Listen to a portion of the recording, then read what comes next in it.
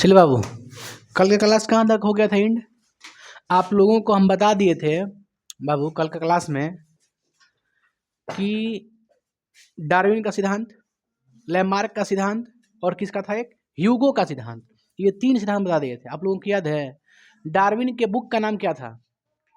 Darwin के किताब का नाम क्या था? The origin of the species. और बताइए लैमार्क के पुस्तक का नाम क्या था?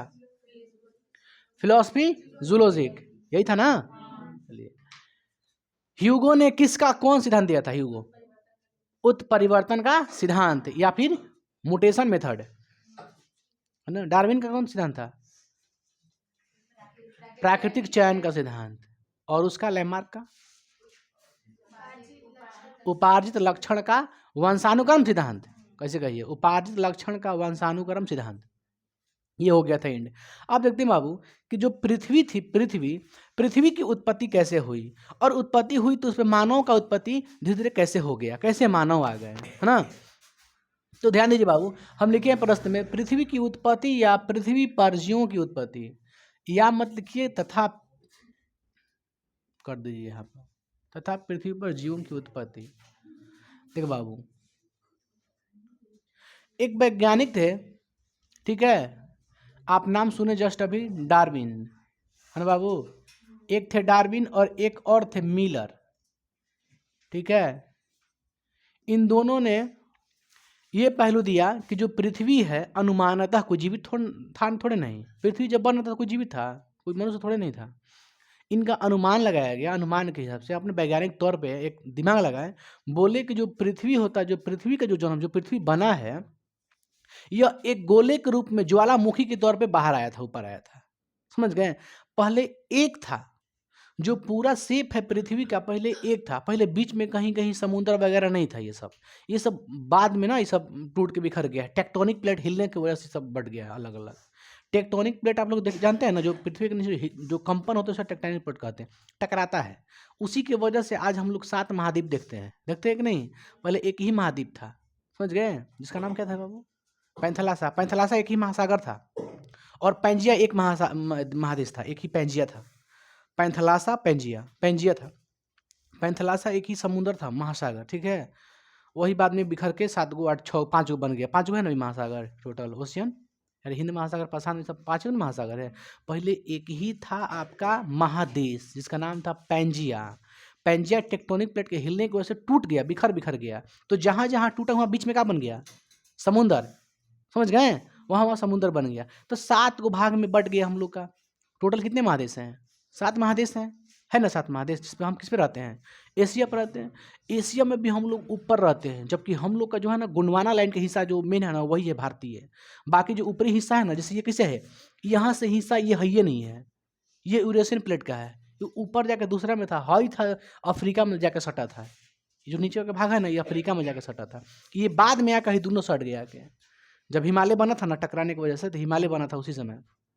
बहुत डीपली हम चल गए, उस सब आपको जानना नहीं है। बट आप ये जानिए, गोंडवाना लाइन जानना चाहिए, सब आपको 9th क्लास में पढ़ना था।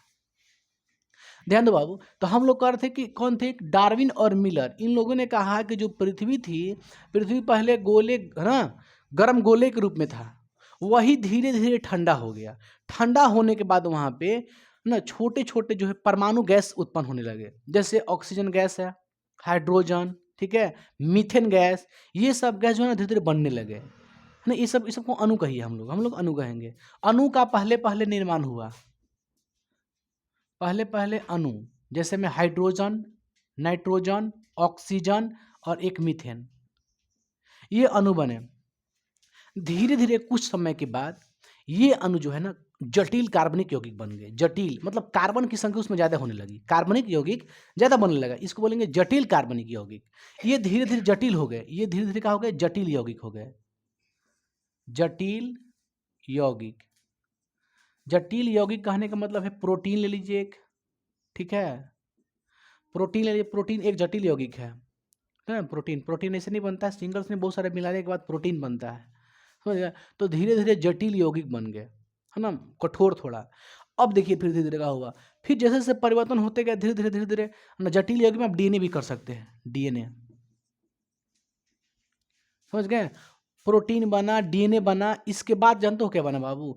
एक कोशिका का निर्माण हो गया, धीरे धीरे कोशिका बना, सजीव कोशिका, सजीव कोशिका का निर्माण हुआ। पहले पहले अणु यही सब गैस था, यह गैस मिलजुल के पूरा एकदम ठोस हो गया, मजबूत हो गया, प्रोटीन डीएनए के रूप में हो गया, यही क्या बन गया? सजीव कोशिका के रूप में हो गया, सजीव प्रोकैरियोटिक, यूकैरियोटिक, ठीक है, इसको बोलेंगे यूकैरियोटिक, एक सजीव कोशिका बना। यही सजीव कोशिका धीरे धीरे धीरे धीरे धीरे धीरे मतलब एक ना एक मनुष्य के जैसा जैसे नहीं होता, बड़ा बड़ा जानवर बनने लगा, जानवर के बाद धीरे धीरे अथी बनने लगा। अभी आगे आप लोग को पढ़ाएंगे अंग, समझात, असमझात, अवशेषी अंग, ये सब पढ़ाएंगे तो बताएंगे कि बिल्ली का, बाघ का, ये सबका पंजा एक जैसा क्यों होता है। तो सजीव कोशिका का, यही सजीव कोशिका कहते हैं, कोशिकाओं अगर संग्रह हो जाएगा ज़्यादा मानी तो एगो संरचना नहीं बना देगा। कोशिका के जब संग्रह हो जाएगा, मतलब कोशिका इकट्ठा एक जगह हो जाएगा, तो कब बन जाएगा? बॉडी का शेप ले लेगा। तो धीरे धीरे ये कोशिका जो है, बहुत सारे कोशिकाएं मिलने लगे। तो बहुत सारे कोशिकाओं मिलने के बाद जीव की उत्पत्ति हुई। अब हम ये नहीं कह सकते हैं जीव में पहले मनुष्य हुआ कि जानवर हुआ, ठीक है, लेकिन जो जीव की उत्पत्ति हुई उसी जीव से मतलब पूरा ये ब्रह्मांड बना। आपका दुनिया जो है, जितने लोग हैं, जानवर है, सब वही सब बना। तो सजीव हम कोशिका के ये कह सकते हैं कि सजीव कोशिका के बाद अब यहाँ पे लगता है डार्विन का सिद्धांत। डार्विन सिद्धांत बोले थे कि सजीव कोशिका बन गया, ये दोनों बोले थे कि सजीव कोशिका बन गया, लेकिन सजीव कोशिका वही जीवित रहेगा जिसको प्राकृतिक चयन करती है। यहाँ पे प्राकृतिक चयन का सिद्धांत लगा दिया डार्विन। डार्विन का सिद्धांत था प्राकृतिक चयन का सिद्धांत। तो सबसे पहले उन्होंने कहा कि वही सजीव कोशिका जीवित रहते हैं जो क्या होंगे, जो प्राकृतिक के अनुसार अपने आप को ढाल ले, समझे। अब खाली अब धीरे धीरे परिवर्तन नहीं करेगा, विभिन्नता नहीं पाई जाएंगी इसमें, विभिन्नता के कारण ही आगे बढ़ सकता है। यानी कहने का मतलब यह है, यहाँ से जिसको यहाँ पे कौन सिद्धांत लगता है बाबू? प्राकृतिक चयन का। जो पृथ्वी के अनुसार ढाल ले वो सजीव का जीवित रहेगा, धीरे धीरे वही धीरे धीरे जीव का रूप ले लेता है। सजीव कोशिका ही धीरे धीरे जीव का रूप ले लेता है, हम ये कह सकते हैं, है ना। बहुत सारे इसमें अम्ल वगैरह सब, अमोनिया भी इसमें आ जाएगा, उसमें अमोनिया भी आ जाएगा इसमें। अमोनिया समझते ना, अमोनिया, अमोनिया क्या है? गैस है। अमोनिया क्या है? गैस है। NH3 ये क्या है? अमोनिया है। ये सब इसमें पहले पहले हम देखें सिंपल रहते, पहले पहले अणु था, फिर यही अणु जटिल बन गया। जटिल का मतलब इससे एगो कार्बन है, फिर कार्बन, फिर कार्बन, ऐसे ऐसे कार्बनिक होगी, कार्बनिक बन के पूरा मजबूत हो गया। ये तो पहले पहले क्या हो गया? अणु था, फिर जटिल यौगिक हो गया, उसके बाद कोशिका बना, कोशिका से क्या बन गया? जीव बन गया। ऐसे याद रखिए आप लोग, है ना। अच्छा, अणु के रूप में क्या था? गैस था, गैस था, पहले पहले गैस था, ये कुछ नहीं था, गैस था। गैस के रूप में क्या बन गया? जटिल यौगिक बन गया, प्रोटीन, डीएनए, शुगर, ये सब ऐसे लेते हैं हम लोग। उसके बाद सजीव कोशिका, उसके बाद जीव, है ना। जीवित वही रहेगा जो प्राकृतिक के अनुसार ढाल ले अपने आप को, ठीक है। तो इस तरह से जीव का निर्माण हुआ। डार्विन का सिद्धांत यही था आपका, ये तो सूर्य से बोला था प्राकृतिक चयन का सिद्धांत, ये मिलर भी बोले थे यही बात कि पहले पृथ्वी कैसा था? गर्म गोले के रूप में था, पृथ्वी गर्म गोले के रूप में था, फिर ठंडा हुआ। पृथ्वी कैसा था? पहले गर्म था, ठीक है, गर्म गोले के रूप में था, वही धीरे धीरे क्या हो गया? ठंडा हो गया, मतलब पृथ्वी बन गया। आज से 4 अरब वर्ष पहले की बात बता रहे हैं आप लोग को, ठीक है। पहले पृथ्वी क्या था? गोला के रूप, मतलब आग के रूप में बाहर आया, गोला, आग के गोला के रूप में बाहर आया था। फिर धीरे धीरे वो जो है ना ठंडा हो गया। ठंडा होने पर जानते हो जो कोई भी, मान लो कोई लोहा ले लो, वो अभी गर्म है तो पिघली हुई अवस्था में होगी, तो ये लावा निकल रहा था पृथ्वी के नीचे, सब लावा फूट रहा था, ये सब ज्वालामुखी उसको बोलते हैं, समझ गए। धीरे धीरे ठंडा हो गया, ठोस हो गया, ठोस होने के बाद एक बन गया। फिर धीरे धीरे नीचे का अंदरूनी जो कुछ कंपन हुआ उसके था, पूरा पृथ्वी फट गया। फटने के बाद 7 गो आपको जगह दिखाई देगा पूरा पृथ्वी पर, 7 को आपको बड़ा बड़ा एरिया दिखाई देगा। सबसे बड़ा में एशिया दिखाई देगा, उसके बाद यूरोप, ये सब दिखाई देगा, समझे। सबसे बड़ा में आपको देखिए अगर ऊपर जाकर तो आपको 7 ही को भाग दिखाई देगा। हर 7 के बीच में क्या होगा? आपको मिलेगा कुछ ही, समुद्र मिलेगा आपको, है ना, ज़्यादा आपको समुद्र दिखाई देगा। तो ऐसे बना था। पहले एक था, क्या था? पैंजिया। शुरुआत में कितने महादेश? एक था पैंजिया, समझ गए। शुरुआत में कितना महासागर? एक महासागर, जिसका नाम क्या था? पैंथलासा। टेक्टोनिक प्लेट की वजह से हिलने से फट गया, टूट गया। एक था गोंडवाना लैंड, ठीक है, ये यूरेशियन प्लेट में इसको यूरेशियन बोला जाता है। हम लोग इसी में थे, ये जाके अफ्रीका ना, ये जो यहाँ से जो भाग बना था हम लोग का, जो नीचे का जो भाग है ना, भारत का देख रहे नक्शा ना, ये नीचे वाला भाग जानते हो कहाँ था? ये जाके अफ्रीका में सटा हुआ था। अफ्रीका कहाँ है पता है ना? एशिया, एशिया के बगल में क्या है? यूरोप, यूरोप के जस्ट नीचे क्या है? अफ्रीका है। आप समझते हैं ना? पहले क्या है? एशिया है, उसके बगल में कौन है? यूरोप है, जस्ट इसका नीचे वाला कोची है? अफ्रीका है, हाई जो है ना आधा पावन हिजा था, हिलते हिलते हिलते हिलते कहाँ जाके सट गया, ऊपर जाके सट गया, समझ गए।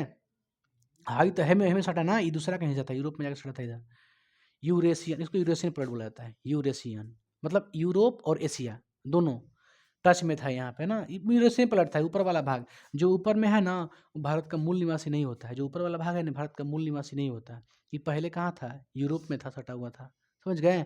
हम लोग किस में थे, हम लोग गोंडवाना लाइन का हिस्सा है, बिहार, अब बिहार आएगा नहीं आएगा, बट है ना जितना भी है ना नीचे वाला साउथ वगैरह, ये सब मूल यहाँ के निवासी हैं, आदिवासी जितने सब मूल निवासी यहाँ के, आदिवासी टोटल। तो ये बाद में जाकर सटा हुआ था, पहले एक था पेंजिया, ठीक है, फिर कौन था एगो महादेश, एक था महादेश पेंजिया, एगो था कौची है महादेश अथी महासागर पैंथलासा, ये सब टूटा तो 7 गो अथी बना है आप लोग का, 7 गो देश और 5 गो महासागर बना है, समझे। तो पहले पृथ्वी कैसा था, गर्म गोले के रूप में, ठीक है, फिर क्या हुआ, ठंडा हुआ, ठंडा होने के बाद इसमें क्या मौजूद हो गया, हाइड्रोजन, ऑक्सीजन, नाइट्रोजन, ठीक है, और अमोनिया, और कुछ ही मीथेन गैस। उसके बाद ये क्या हो गया, जटिल, जटिल यौगिक, फिर जटिल यौगिक क्या बन गए, कोशिका, जो प्राकृतिक चयन को एक्सेप्ट किया वो क्या रह गया, जीवित, वही जीव बना, ठीक है। हम लोग का बोला जाता है कि हम लोग चिंपांजी से मिलते हैं, है ना, हम लोग के जो जो पूर्वज थे मतलब किस तरह से मिलते थे, उनका जो डीएनए है थोड़ा थोड़ा 99% बोला जाता है कि चिंपांजी से मिलता है लोग, है ना। तो इस तरह से जो पता किया गया कि हाँ जीवन की उत्पत्ति इस तरह से धीरे धीरे पृथ्वी, पृथ्वी तो सिंपल है, गोला था, गर्म हुआ ठंडा हुआ पृथ्वी बन गया, उसके बाद टूटा फूटा बाद में सब गैस बना, गैस के बाद यौगिक बना, यौगिक के बाद कोशिका बन गया। और जानते हो कोशिकाओं के संग्रह को ऊतक कहते हैं, कहते हैं कि नहीं कहते हैं, तो ऊतक के बॉडी का पूरा शेप ले लेता है पूरा, समझ गए ना। तो ये है यहाँ तक, और आगे देखेंगे बाबू हम लोग, इसको पूरा हम लिख देते हैं ना, पूरा बजाते, आप लोग लिखने में बहुत समय लगेगा, ज़्यादा है, वीडियो लंबा हो जाएगा, ठीक ना, समझ रहे ना, भखू आया है। तो ये है जटिल यौगिक, जटिल यौगिक।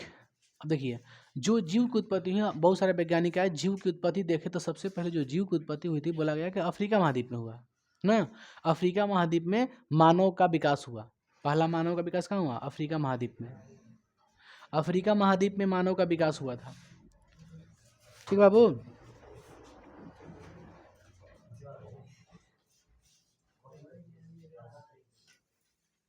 क्या हुआ, छोड़ दो ना बाबू, वहीं बैठो ना, क्या दिक्कत है, गजब है। तो सबसे पहले छोड़ो, सबसे पहले पृथ्वी कैसा था, गर्म गोले के रूप में था, वही ठंडा होकर पृथ्वी बना, पृथ्वी पर गैस मौजूद थे, हाइड्रोजन, नाइट्रोजन, ऑक्सीजन, यही सब आगे चल के जटिल यौगिक बन गए, यही जटिल यौगिक कोशिका बन गए, यही कोशिका जो जीवित रहा वही जीव बन गया, है ना। धीरे धीरे इस तरह से मानव का जिस जीव का विकास हुआ, पेड़ पौधे सब हेन तेन बहुत सारा चीज़, पहले ऐसे नहीं था, पृथ्वी पे पूरा बंजर था, क्योंकि देखिए यहाँ पे थी है, देखो इसको चेंजिंग करने का कारण सुनो क्या है, जो आपका ये बना कैसे, जिससे जटिल यौगिक बन गया, तो ये बना कैसे, सजीव कोशिका बना कैसे, तो आपके जो वातावरण है वातावरण में चेंजिंग हो रहा था, क्योंकि यही ऐसा ग्रह था जिसमें मतलब मानव का उत्पत्ति एकदम संभव था, और कहीं था नहीं, यहाँ हर मौसम था, गर्मी था, ठंडा था, वर्षा भी हो रही थी, आप जानते हैं कि वर्षा हो रही तो वर्षा में तो पक्का है कि हाइड्रोजन ऑक्सीजन होगा ही होगा, जल भी था, इसी सब कारणों की वजह से धीरे धीरे जटिल यौगिक बन गए, कोशिका बने, और फिर ये हो गया आपका। तो वातावरण में इन्वर्ट में ना वायुमंडल में चेंजिंग है हम लोग का, गर्मी होता है, ठंडा होता है, हर जगह ये नहीं है, समय के अनुसार जल वर्षा होती है, हर ग्रह पे ये संभव नहीं ना है, नहीं तो हर ग्रह पर आदमी रहता है, क्या समझला। चलो पहले उतार दे, उसको हम बना लिख देते हैं, रुकिए एक सेकेंड, चलिए देखिए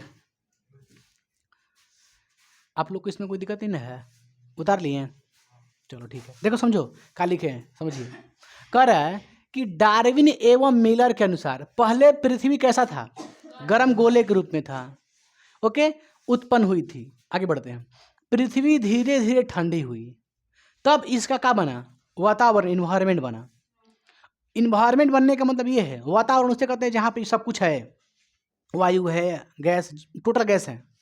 तो वातावरण बना, वातावरण में उपस्थित तत्वों के संयोग से, जो एलिमेंट्स थे, ठीक है, तत्वों के संयोग से सरल यौगिक बना।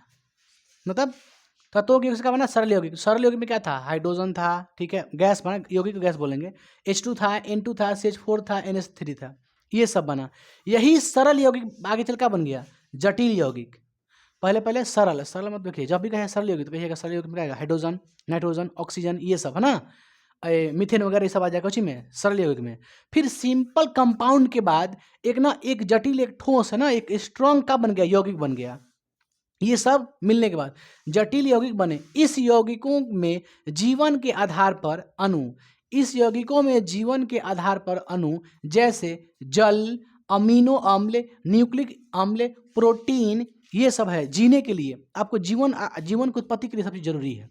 मतलब जीवन जो विकास होगा, जो ढांचा का विकास होगा, उसके लिए क्या चाहिए? जल चाहिए, अमीनो अम्ल चाहिए, न्यूक्लिक अम्ल चाहिए, प्रोटीन चाहिए, ये सब चीज़ें। तो ये सब चीज़ें बनने के लिए जरूरी है आपको। तो जटिल यौगिक में क्या आएगा? अमीनो अम्ल, न्यूक्लिक अम्ल, प्रोटीन। पहले सरल यौगिक ये था, और जटिल यौगिक रूप में हई बना। देखो ये है जटिल यौगिक, है जो पूरा लिखे हैं, ये जटिल यौगिक बन गया, आदि बने। इस अणुओं के घनीभूत, यानी इस जो अणु है, ये सबके मिलने के बाद, एक जगह इकट्ठे होने के बाद घनीभूत, उसको जो ज़्यादा मिल जाता है, एक जगह हो जाता है ना। तो इस अणुओं के घनीभूत होने पर आकस्मिक, मतलब अचानक आकस्मिक रूप से, मतलब अचानक आकस्मिक रूप से सजीव कोशिका का क्या हुआ? निर्माण हुआ। अचानक क्या, किसका निर्माण हुआ? सजीव कोशिका का निर्माण हो गया, धीरे धीरे निर्माण हुआ। जो पृथ्वी जीवन के सबसे, जो पृथ्वी पर जीवन के सबसे पहले जीव थे। सबसे बताइए, पृथ्वी पर सबसे पहला जीव कौन था? कहिएगा सजीव कोशिका। क्या था? सजीव कोशिका। पृथ्वी पर सबसे पहला जीवन किसका था? सजीव कोशिका था ना। सजीव बोले तो समझो जीवित था। तो सजीव कोशिका ही सबसे पहले पृथ्वी की जन्मदाता है, मतलब पहला व्यक्ति थी, है जीव है, पहला भी जीव। समझ गए? सजीव कोशिका। जीवों में विभिन्नताएं पाई गई। जीव में क्या पाया गया? विभिन्नताएं। कोई टिकाऊ था, कोई टिकाऊ नहीं था। टिकाऊ उसी को बोलेंगे जो प्राकृतिक रूप से ढल गया, समझे? जो टिकाऊ नहीं, मतलब प्राकृतिक रूप में नहीं है। तो देखिए जीवों में क्या पाई गई? विभिन्नता पाई गई। जो जीव पर्यावरण के अनुकूल थे वह क्या रहे? जीवित रहे। विभिन्नताएं पाई गई। सब एक जैसा होगा नहीं, हम लोग भी एक जैसा थोड़े नहीं है, कुछ ना कुछ विभिन्नताएं हैं। तो देखो, तो वही जीवित रहे जो पर्यावरण के अनुकूल है ना, जो प्राकृतिक चयन के सिद्धांत पर रहे, ठीक है, जीवित रहे। यही विशेषताएं कहाँ चला गया? उसके संतान में चला जाएगा।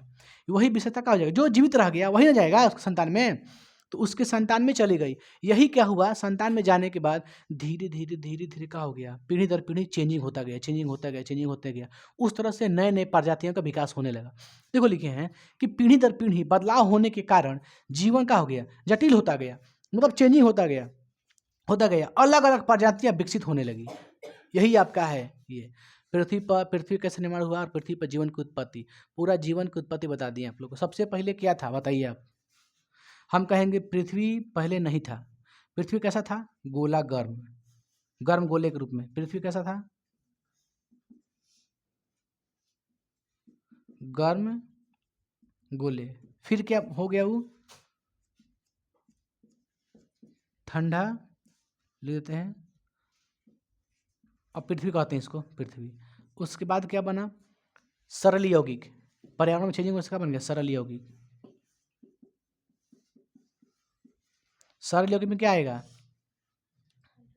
देखो उसके बाद लिखिएगा, इसके बाद ऐसे करके लिखिएगा ना, सरल यौगिक जैसे HNCH4 है ना, ये सब ज़्यादा ना। फिर क्या होगा? जटिल यौगिक। जटिल यौगिक में क्या होगा? देखो ऐसा हो जाएगा, अमीनो अम्ल, छोटा लेते, प्रोटीन, एक और क्या है? न्यूक्लिक एसिड,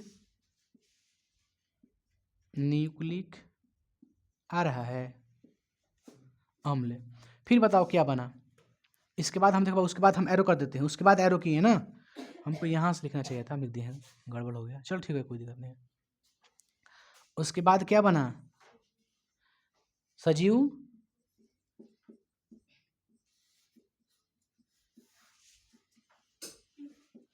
उसके बाद यही सजीव कोशिका क्या बन गया, जीव, जीव का निर्माण।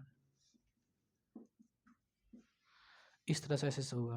पहले पृथ्वी गर्म गोले के रूप में था, फिर ठंडा हो गया और वहाँ पे वातावरण बना। वातावरण में क्या क्या मौजूद है, सरल यौगिक मौजूद हो गया, मतलब हाइड्रोजन नाइट्रोजन ऑक्सीजन सब मौजूद हो गया।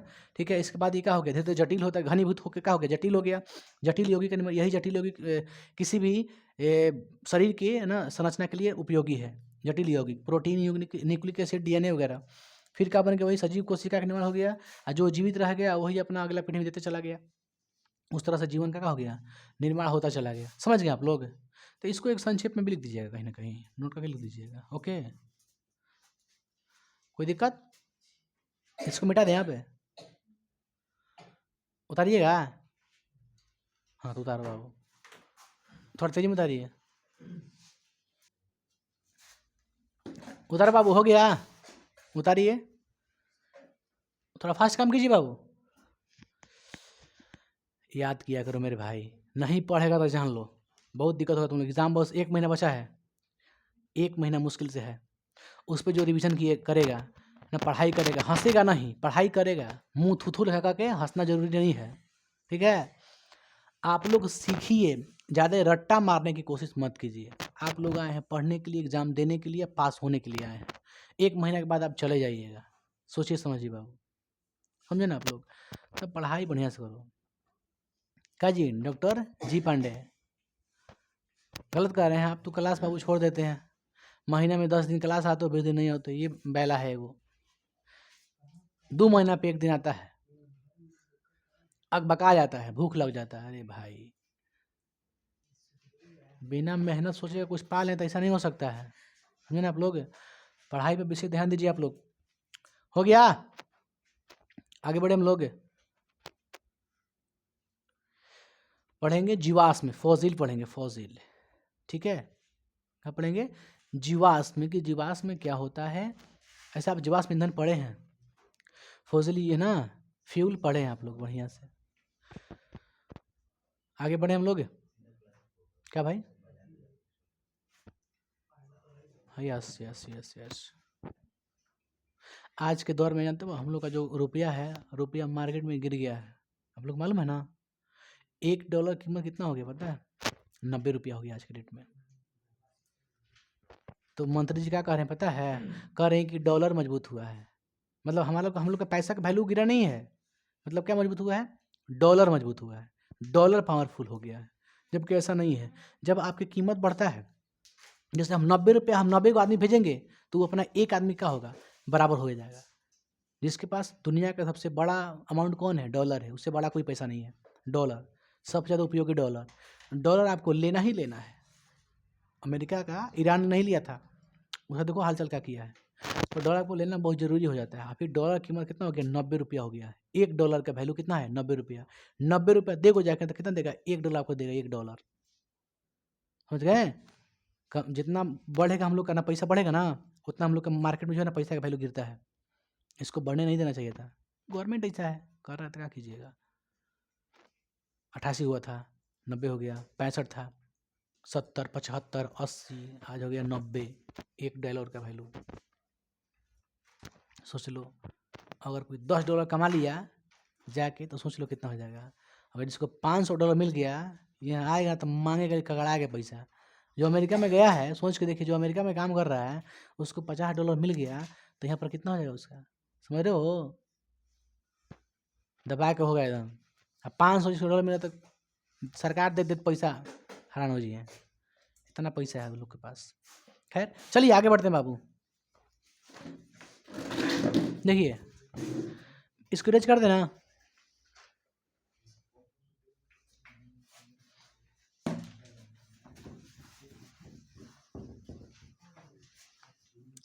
ध्यान दो भाई, भाई मेरे।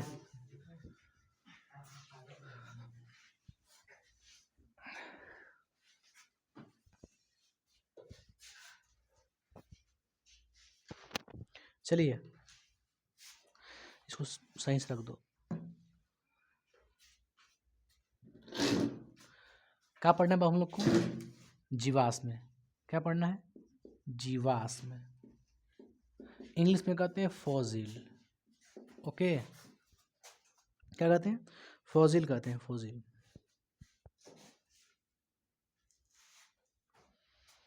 देखो, प्राचीन जीवों के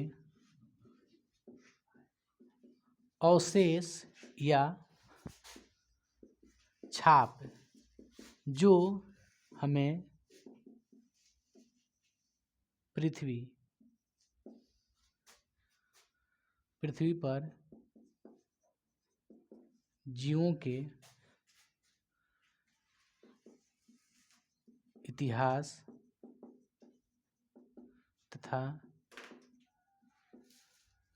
विकास के बारे में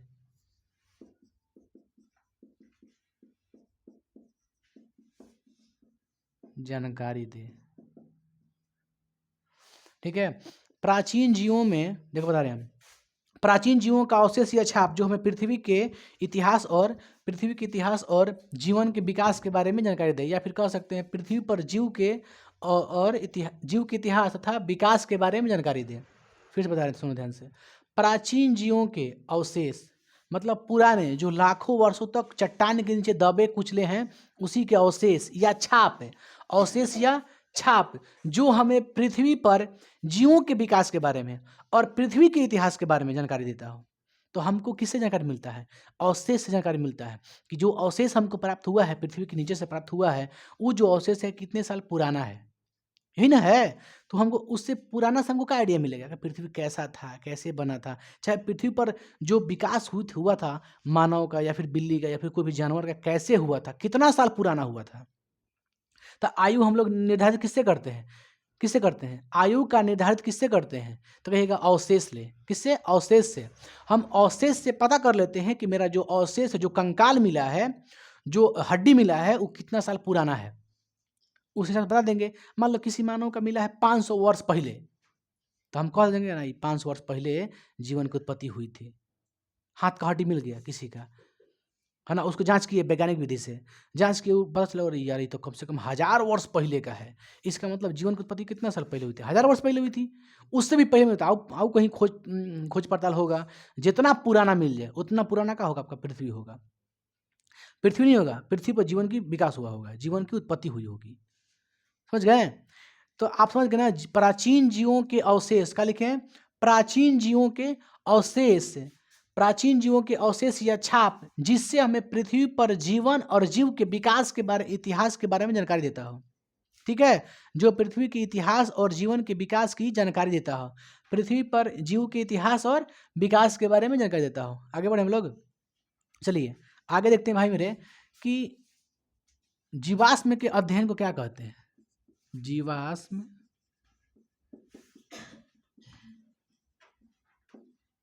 के अध्ययन को जीवाश्म विज्ञान कहते हैं। ठीक है, बताओ जीवाश्म के स्टडी को क्या कहते हैं? जीवाश्म विज्ञान। बाबू थोड़ा इसमें दे तो उसको, है पकड़, डाल दो बाबू थोड़ा तो इंक उसमें दे दो बोला। समझिए, आप लोग जीवाश्म ईंधन पढ़े हैं ना, लाखों वर्षों तक दबे कुचले, है ना, जो जीव के अवशेष होते हैं उसे बोलते हैं अवशेषी अंग, चाहे अवशेष, उसका बोलेंगे अवशेषी ईंधन, चाहे अवशेष ईंधन, जीवाश्म ईंधन, सॉरी जीवाश्म ईंधन कहेंगे। अवशेष को क्या कहते हैं? जीवाश्म ईंधन। ओके, यहाँ तो कोई दिक्कत है? याद हो गया? क्या लिखे हैं, क्या लिखे हैं बताओ? प्राचीन जीवों के अवशेष या छाप जिससे हमें पृथ्वी पर जीवन के विकास के बारे में जानकारी, जिससे पृथ्वी पर जीवन के इतिहास के बारे में जानकारी देती हो। क्या है, आप समझ गए ना? जीवाश्म क्या है? तो जीवाश्म एक प्राचीन जीवों के अवशेष या छाप है जो पृथ्वी के इतिहास और उस पे जीवन का विकास के बारे में क्या देता हो? जानकारी देता हो। ओके, दो कोई दिक्कत है? आगे बढ़े हम लोग, बताओ जीवाश्म के अध्ययन को क्या कहते हैं? जीवाश्म विज्ञान। जीवाश्म के अध्ययन को कहते हैं जीवाश्म विज्ञान। ओके, अब आते हैं कि ठीक है, जीवाश्म विज्ञान के अध्ययन को जीवाश्म को क्या अध्ययन का कहते हैं? जीवाश्म के अध्ययन को जीवाश्म विज्ञान कहते हैं। आगे बढ़ते हैं बाबू, ये खत्म हो गया। आगे बढ़ते हैं, अब देखते हैं खोज। किसका खोज? कितना साल पुराना खोज हुआ था, ठीक है।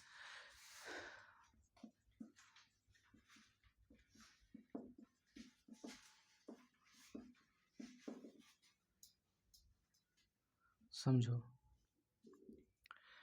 जीवाश्म के अध्ययन को क्या कहते हैं? अब समझ गए? जीवाश्म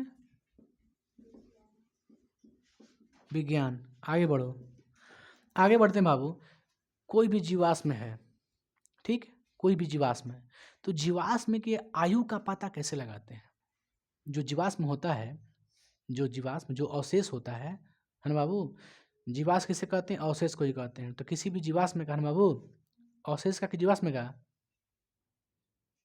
जीवाश्म का आयु का पता किसे लगाते हैं? कार्बन 14 विधि से। किससे? कार्बन 14 विधि से। जीवाश्म का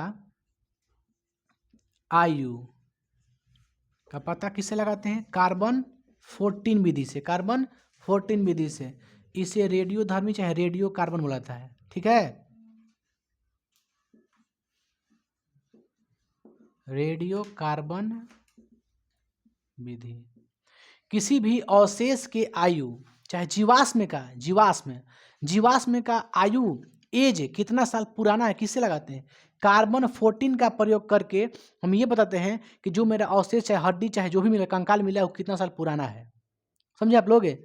तो सबसे इसी का प्रयोग करता है वैज्ञानिक। ये वैज्ञानिक विधि हो गया। तो वैज्ञानिक विधि से कार्बन 14 विधि का प्रयोग करके इसके संस्थापक थे ना BF लीवी, 12th में पढ़ना है, ठीक है। कार्बन 40 बाबू ध्यान दीजिए, कार्बन 40 से ही किसका पता लगाते हैं? जीवाश्म के आयु का पता लगाते हैं, कितना साल पुराना है। ओके, आगे बढ़ते हैं। अब बताओ, सबसे पहले जो है कहाँ मानव का खोज किया था? मानव का विकास कहाँ हुआ था खोज के हिसाब से? अफ्रीकी महाद्वीप। कहाँ पे? अफ्रीका महाद्वीप पे, ठीक है। मानव की जानकारी कहाँ से मिलती है आपको? कहाँ से? अफ्रीका, दक्षिण अफ्रीका ने बाबू, काट दीजिए, अफ्रीका महाद्वीप, ठीक है। अफ्रीका महाद्वीप में पता चला गया कि सबसे पहले जो मानव का विकास हुआ, मानव की विकास जो हुई, कहाँ हुई? मानव की विकास अफ्रीका महाद्वीप में देखा गया। अफ्रीका महाद्वीप में एक क्षेत्र था जिसका नाम था इथियोपिया। विधि ना कच्ची क्षेत्र, ठीक है। इथियोपिया क्षेत्र, उसको बदल दीजिए, इथियोपिया एक क्षेत्र था, इथियोपिया, ठीक है।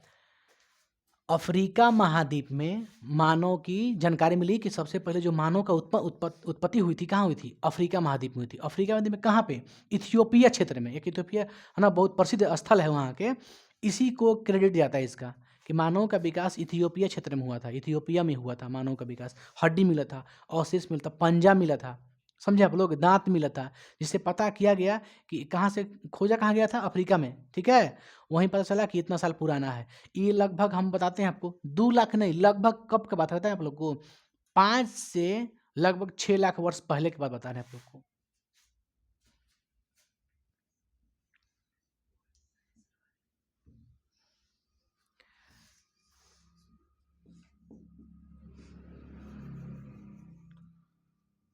कितना साल पहले? 5 से,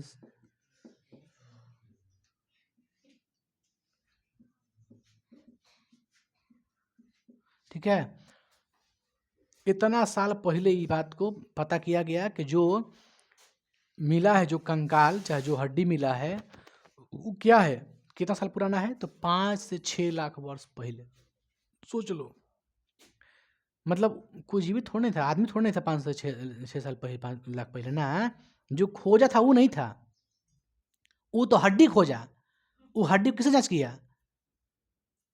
हड्डी का जांच किससे किया? कार्बन 14 से ना। हम बताए ना अभी, आयु का पता किससे लगाते हैं? कार्बन 14 से। तो उस कंकाल, जो कंकाल मिला वहाँ से अफ्रीका में, इथियोपिया क्षेत्र से, वो कंकाल को वैज्ञानिक तौर पे कार्बन 14 का प्रयोग करके वो पता किया कि जो कंकाल मिला है कितना साल पुराना है। ठीक है, कितना साल पुराना, तो लगभग 6 लाख वर्ष पहले की बात बता रहा है। लगभग इसका जो एज होगा, उम्र होगा जो हड्डी का, क्योंकि हड्डी गलता नहीं है, समझ गए ना, हड्डी गलता नहीं है। आपको इधर भी मिल जाएगा, इंडो एथी में हड़प्पा सभ्यता पढ़िए जब आप ना, तो हड़प्पा सभ्यता में बहुत सारा मिलेगा, सिंधु सभ्यता, हड़प्पा सभ्यता, इंडियन सिविलाइजेशन, उसमें आपको मिलेगा इंडस सिविलाइजेशन, उसमें बहुत सारा कंकाल मिलेगा, कुत्ता का, बिल्ली के पैर, है ना, पूरा कंकाले से भरा हुआ। मृतकों का टीला है, मोहनजोदड़ो एक जगह का नाम है, मोहनजोदड़ो नाम है एक जगह का, वहाँ पे मृतकों का टीला, मृतक इतना मिला ना, इतना खोपड़ी मिला, उसका नाम पड़ गया मृतकों का टीला। सिंधु सभ्यता बता रहे हैं आप लोग को। तो देखो बाबू, जीवाश्म के अध्ययन का कहते हैं, कहिए कि जीवाश्म विज्ञान, ठीक है, जीवाश्म के अध्ययन को क्या कहते हैं, जीवाश्म विज्ञान। और जीवाश्म के आयु के पता लगाने के लिए किसका प्रयोग करते हैं, कार्बन 14 का, एकदम याद रखिएगा इसको, कार्बन 14 को। ओके, अब बताओ मानव का विकास पहले कहाँ हुआ था, अफ्रीकी महाद्वीप में, कहाँ, कौन क्षेत्र में, इथियोपिया क्षेत्र में। ये कितने साल पुराना उसका कंकाल मिला था, ये पाया गया कि जो मानव का जो कंकाल है ये लगभग 6 लाख वर्ष पहले की है, ये पता किया गया, समझ गए। उसके बाद यानी कि मानव का विकास कहाँ हुआ, क्या बोलिएगा, एग्जाम में अगर बोलेगा कि बाबू मानव का विकास कहाँ हुआ, क्या कहिएगा, अफ्रीका में, अफ्रीका देगा, इथियोपिया नहीं देगा, अफ्रीका देगा, अफ्रीका महाद्वीप, महादेश में। ओके, अब बताओ, ये पाया गया जो मनुष्य मिला, ये पाया गया कि जो मनुष्य का जो डीएनए होता है चिंपांजी के डीएनए से लगभग 99% मैच करता है ना बाबू। मानव का डीएनए चाहे मनुष्य का डीएनए, मानव का डीएनए किससे मैच करता है, चिंपांजी से 99% चिंपांजी से। यानी कि इससे का अनुमान लग रहा है कि धीरे धीरे चिंपांजी था का, फिर धीरे धीरे क्या लगता है मनुष्य का पूंछ नहीं था, हाँ, ये सब था, समझा था, ये सब था, धीरे धीरे डेवलप होते गया, चेंजिंग होते गया, आप सीधे खड़ा हो गए। तो ये अभी आपका 4 को क्या था, हाथे था, आप नीचे से कैसे बंदर चलता है उस तरह से आप भी चलते होंगे, धीरे धीरे आप धीरे धीरे सीधा हो गया आदमी, ये आपका हाथ हो गया कहने लगा, ये भी तो दोनों आगेला पैर था, ये दोनों ही हथवा, समझ गए, दोनों पैर था, धीरे धीरे लंबा होते गया, सीधा खड़ा होते गया, पूंछ खत्म हो गया, पूंछ भी इंसान का था पहले, समझ गए। तो ये है आपका, आपको याद हो गया हम क्या बता रहे हैं, हमने क्या बोला कि जीवाश्म क्या है, आप जीवाश्म ईंधन पढ़े हैं, चट्टानों के नीचे दबे कुचले अवशेष को क्या कहते हैं, जीवाश्म कहते हैं, भी हो गया। जीवाश्म के अध्ययन को जीवाश्म विज्ञान कहते हैं, ये भी हो गया। जीवाश्म का पता लगाने के लिए कितना साल पुराना है, कार्बन 14 का प्रयोग करते हैं। ओके, मानव का विकास पहले कहाँ हुआ था, अफ्रीका में हुआ था, कितना साल पहले की बात थी वो, 5 से 6 लाख वर्ष पहले हुई थी जो हड्डी कंकाल मिला। मानव का किससे ज़्यादा मैच करता है डीएनए, चिंपांजी से, समझ गए, यही है। जीवाश्म से हमको क्या जानकारी मिलती है, तो पृथ्वी का इतिहास और पृथ्वी पर जीवन का इतिहास, पृथ्वी का इतिहास और पृथ्वी पर जीवन का इतिहास, इससे हमको जीवाश्म से, अच्छा जीवाश्म मिल गया हमको, हम पता किए कि साला ये 400 वर्ष पहले का है, इसका मतलब पृथ्वी नहीं था उस समय, जब वो 400 वर्ष पहले हमारा जो कंकाल मिला हड्डी, हम कह रहे हैं कि 400 वर्ष पहले के है, चाहे कह दिए कि 5 लाख वर्ष पहले का है, इसका मतलब पृथ्वी था, पृथ्वी था, बस समझ रहे हो ना। इससे तो ये भी तो जानकारी मिल रही है, यानी अवशेष ले, चाहे छाप से, जो पंजा होता है छाप किसी का, चाहे पत्थर उथर से, पत्थर से भी है ना, पत्थर से भी पता करता है कि पत्थर कितना साल पुराना है, समझ गए, स्टोन एज, तो पत्थर से पता कर लेता है कितना साल, मतलब उससे हमारे कहने का मतलब ये है ना कि पृथ्वी पर जीवन का विकास का भी पता चल जाता है कि जीवन का विकास कैसे, मतलब कितना साल पुराना हुआ था, कितना साल पहले हुआ था। तो जब जितना साल पहले हुआ था वो 23 साल पहले क्या होगा, पृथ्वी होगा, उससे भी ज़्यादा पहले होगा पृथ्वी, क्यों सबसे पहले पृथ्वी ही बना होगा, उसके बाद आदमी आया होगा, पृथ्वी कईयन अरब के बाद ही यहाँ पे जन्म हुआ होगा, फिर मानव का यहाँ पे इंसान हो गए, पृथ्वी आज नहीं बना, बहुत पुराना माना जाता है, ओल्ड। आप इसको राइट कीजिए, आगे बढ़े हम लोग, देख बाबू आगे हम लोग पढ़ेंगे अंग, क्या पढ़ेंगे, अंग पढ़ेंगे, क्या पढ़ेंगे, अंग, समझो,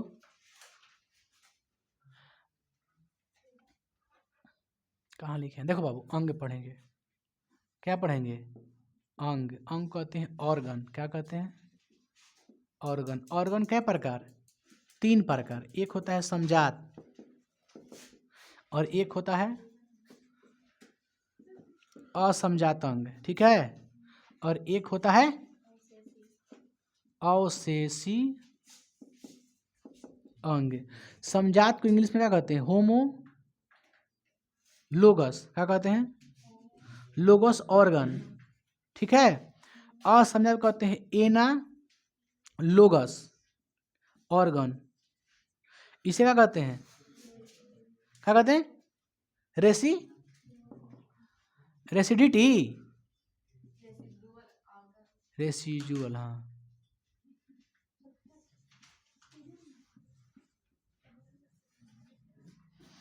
एक है होमोलोगस, एक है एनालोगस, एक है रेसिजुअल ऑर्गन। रेसिजुअल पढ़ते हैं उसको, रेसिजुअल। डू नहीं पढ़ते हैं, जुअल पढ़ते हैं, है ना। इसे कैसे पढ़ते हैं? एडुकेशन को पढ़ता है, एडुकेशन कोई पढ़ता है? एजुकेशन पढ़ता है, लिखाता क्या है? कोई कोई ब्रिड्ज पढ़ता है? ब्रिड्ज क्या पढ़ता है? ब्रिज पढ़ता है। वो मतलब डी यहाँ पे साइलेंट है, ठीक है। रिसिजुअल देखिए ध्यान से, आगे बढ़ते हैं। एक है होमोलोगस, एक है एनालोगस, एक है रिसिजुअल ऑर्गन। ये तीनों पढ़ना है। समझात अंग, एक असमझात अंग, एक अवशेषी अंग। ओके, ये तीनों बहुत कॉमन, ज़्यादा अंतर नहीं है, सिंपल है, ठीक है। उतारा पहला पेज को, उतारे तो हम आगे बढ़ते हैं। हो गया? फिर से बोलते हैं, लिख लो जीवाश्म में, आप लोग बोलते हैं, स्पीड लिखो। प्राचीन जीवों का अवशेष या छाप, प्राचीन जीवों का अवशेष या छाप जो हमें पृथ्वी के इतिहास, जो हमें पृथ्वी के इतिहास और जीवन के विकास के बारे में, जीवन के विकास के बारे में जानकारी देता है। इस तरह भी आप लिख सकते हैं, चाहे वो बोर्ड पर जो लिखे हो इसलिए भी लिख सकते हैं। जीवन के विकास के बारे में जानकारी देता है। पैराग्राफ इनका लिखिएगा, है ना, जीवाश्म के अध्ययन को जीवाश्म विज्ञान कहते हैं। समझ गए ना? इस तरह से आप लोग उतारिए। वीडियो को पॉज कर दें। चलिए बाबू, अब देख लेते हैं हम लोग समझात अंग, असमझात अंग और अवशेषी अंग। पहला क्या था आपका? समझात अंग।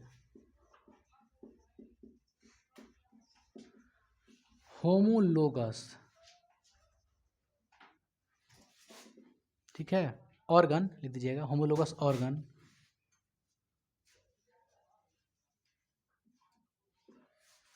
समझिए, वे अंग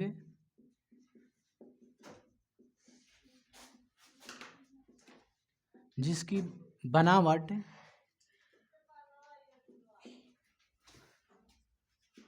एक समान हो लेकिन कार्य क्या हो? अलग अलग हो।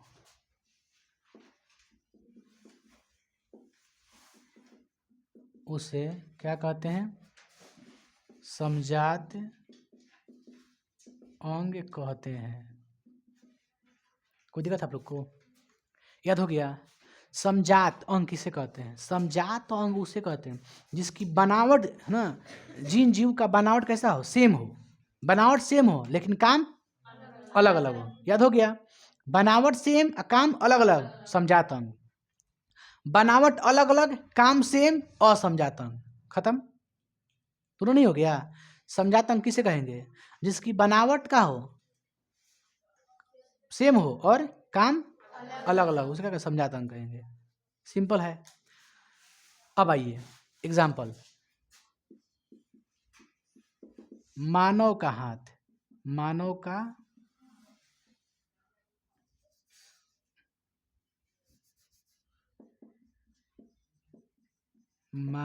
का हाथ, बिल्ली का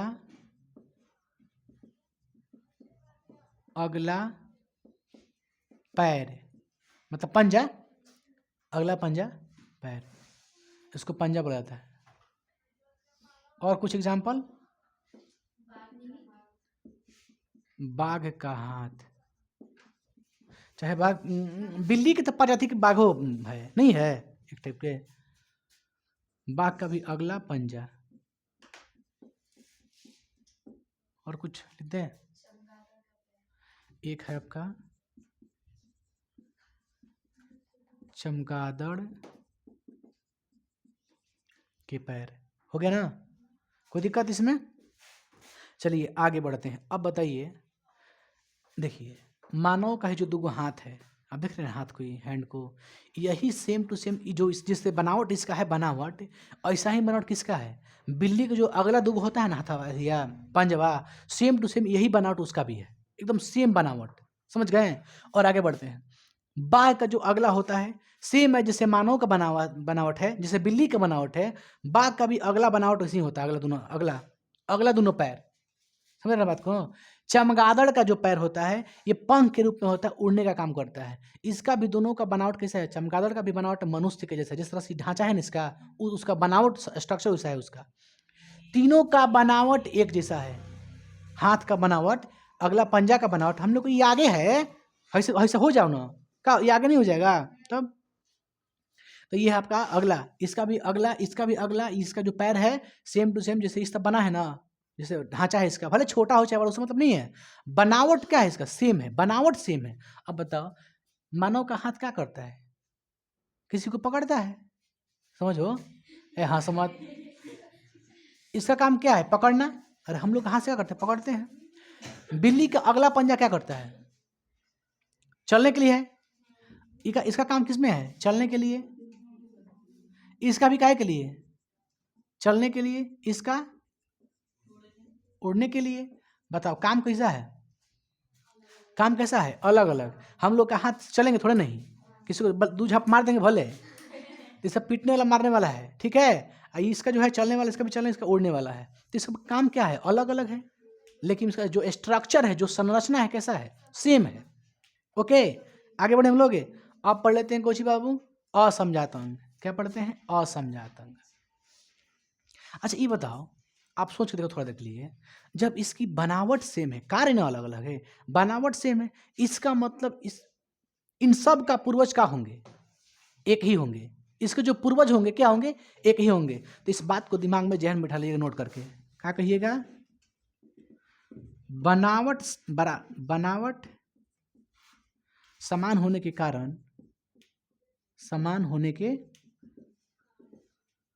कारण इनका पूर्वज क्या होगा? एक ही होगा, कि पूर्वज एक ही होंगे। ओके, कोई दिक्कत है? तो आपसे पेपर में पूछेगा इसी बात को। क्या पूछेगा? कि किस हिसाब से हम कहते हैं कि हमारा पूर्वज एक ही है? तो कहिएगा समझात अंग। समझात अंग से हम यह कह सकते हैं कि इनका पूर्वज क्या है? एक ही है। ये पेपर में पूछेगा आपसे ऑब्जेक्टिव में, एकदम इंपॉर्टेंट है, इस बात का रखिएगा। आगे बढ़ते हैं। असमझात अंग, एनालोगस ऑर्गन, वे अंग, दिमाग लगाइए, वे अंग जिनका कार्य क्या है? कार्य एक समान, लेकिन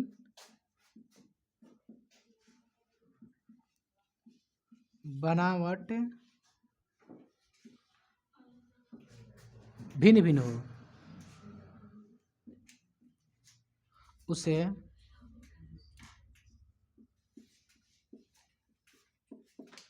असमझात अंग कहते हैं। आ रहा है ना? समझ गए? बनावट सेम, कार्य डिफरेंट, क्या बनेगा? समझात। बनावट अलग, काम एक के, तो क्या कहेंगे? असमझात, है ना? चलिए आगे बढ़े हम लोग। इसका एग्जाम्पल लिख लेते हैं, इधर पढ़ते हैं एग्जाम्पल, उसमें आएगा कि नहीं आएगा दिक्कत हो जाएगा। उदाहरण में क्या होगा? कीट के पंख हो जाएगा,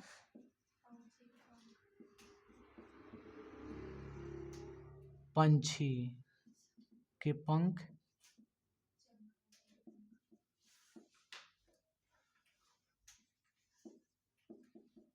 चमगादड़ के पंख, मतलब समझो। और कुछ लिख दें, दिमाग लगाइए। चमगादड़ हो, चाहे कोई कीट हो, चाहे कोई पंछी हो, इस सब का जो पंख है, पंख का काम क्या है? उड़ना। सबका काम क्या है? इसका भी काम क्या है? उड़ना। इसका भी काम उड़ना, इसका भी काम उड़ना, सब क्या है? उड़ना। इसका काम तो सेम है, लेकिन इस सब का जो बनावट है ना, पंख का जो बनावट इसका है, पंख का, कोई बटर ले लो, बर्ड्स, उसका क्या होगा, पंख अलग होगा, कोई कीट का पंख अलग होगा, कोई पंछी का पंख अलग। कीट में जैसे टिड्डा, देखो टिड्डा, फितिंगी कहने जाने, तो उसका पंख नहीं है, उसका देखो बनावट है, कोई पंछी ले लो, उसका देखो बनावट, दोनों में अंतर है, समझ गए। तो उसका भी पंख काम क्या है, उड़ना, इसका भी पंख काम क्या है, उड़ना, लेकिन दोनों का ढांचा अलग अलग है, तो इसे क्या कहेंगे, असमझाता अंग। समझ गए, ज़्यादा करा में कोई तूल तमाल नहीं है। और कुछ एग्जाम्पल है, देखो नहीं है, छोड़ दो, ठीक है इतना। आगे बढ़ते हैं, अवशेषीय अंग क्या पढ़ते हैं, तीसरा,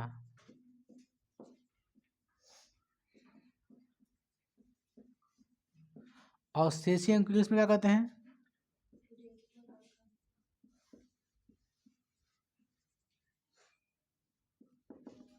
अवशेषीय अंग, अवशेषीय अंग, बोलिए।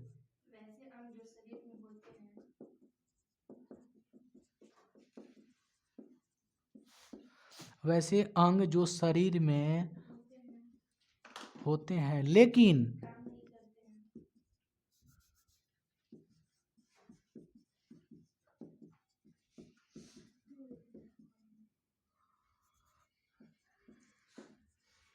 काम नहीं करते हैं,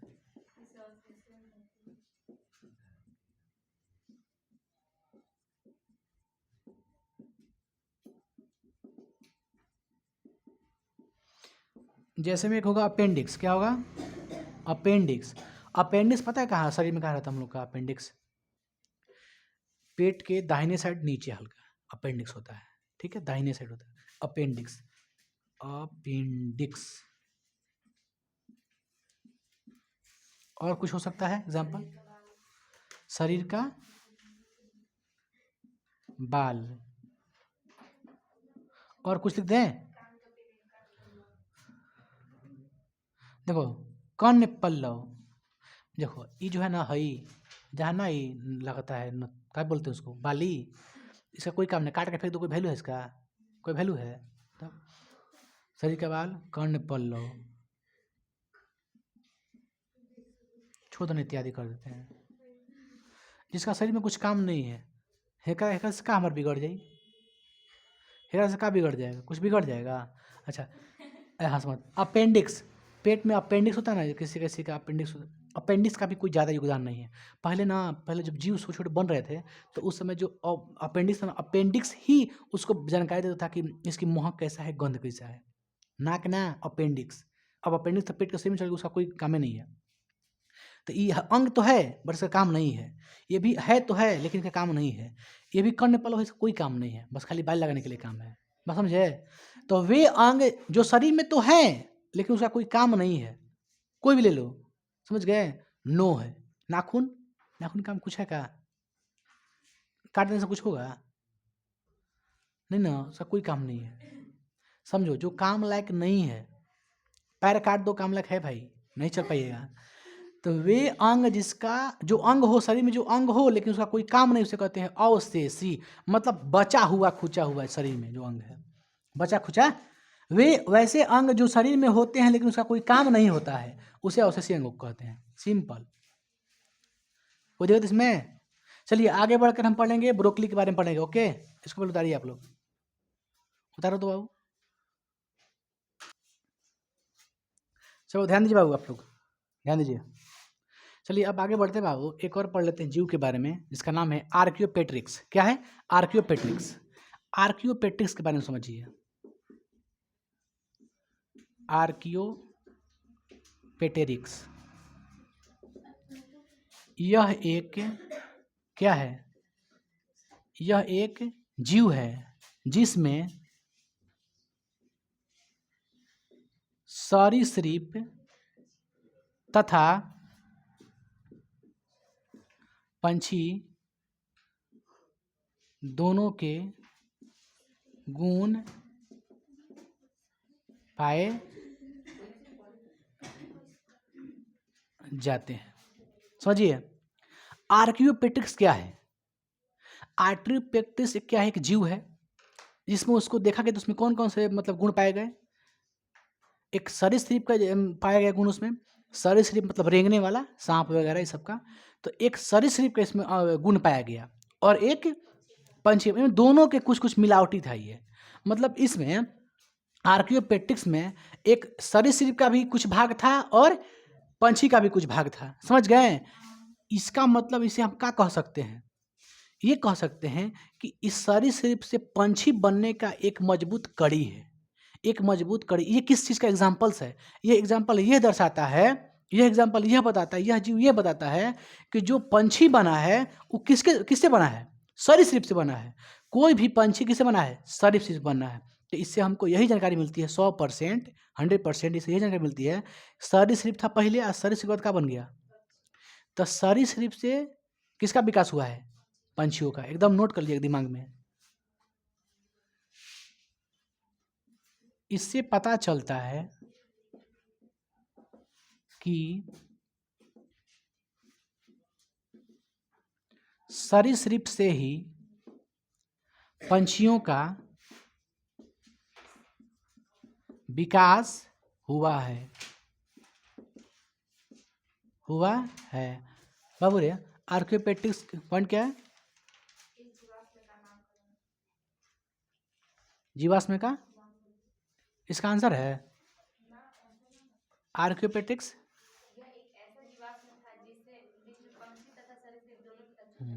बात समझ गए ना, यह एक जीव है, जीवाश्म के चाहे जीव के अंश कह दीजिए, जीव है, जिससे हमको क्या मालूम चलता है कि इसमें दोनों गुण पाए जाते हैं। आर्कियोपेक्टिक्स में क्या पाया जाता है, दोनों गुण, पंछी और सरीसृप। इससे क्या पता चलता है कि पंछियों की जो विकास हुई है किससे हुई है, सरीसृपों से हुई है। तो आप इसको पॉइंट वाइज करके एकदम ध्यान में रखिएगा। सरीसृप से क्या बना, पंछी बना, समझ गए। आप क्या पढ़ते हैं बाबू, ब्रोकली, क्या पढ़ते हैं, ब्रोकली।